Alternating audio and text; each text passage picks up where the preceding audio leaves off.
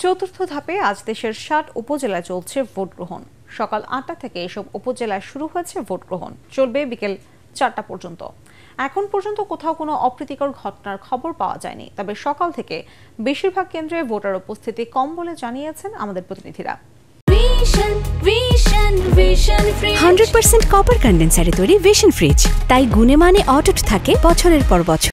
এই নির্বাচনে চেয়ারম্যান পদে 251 জন, ভাইস চেয়ারম্যান পদে 265 জন ও মহিলা ভাইস চেয়ারম্যান পদে 205 জন সহ মোট 721 জন প্রার্থী প্রতিদ্বন্দ্বিতা করছেন।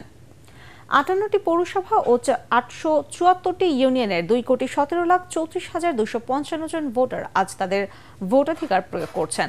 এই দফার উপজেলা নির্বাচনে ভোট কেন্দ্র রয়েছে 7,825টি। অবাধ ও সুষ্ঠুভাবে ভোট গ্রহণে প্রতিটি কেন্দ্রে রয়েছে র্যাব, পুলিশ, বিজিবি ও আনসার সদস্যদের কড়া নিরাপত্তা ব্যবস্থা। এদিকে ঘূর্ণিঝড় রিমালের কারণে স্থগিত হওয়া 20টি উপজেলায় ভোট গ্রহণ করা হবে আগামী 9 জুন। চতুর্থ ধাপে খুলনার দাখব, বটিয়াঘাটা ও রূপসা উপজেলায় চলছে ভোট গ্রহণ। সেখানকার নির্বাচনের খবর জানাচ্ছেন আমাদের প্রতিনিধি SM হাবিব। উপজেলায় 16 জন চেয়ারম্যান সহ 41 জন প্রার্থী প্রতিদ্বন্দ্বিতা করছেন। এর থেকে ভোটাররা তাদের পছন্দের 9 জন প্রার্থীকে বেছে নেবেন।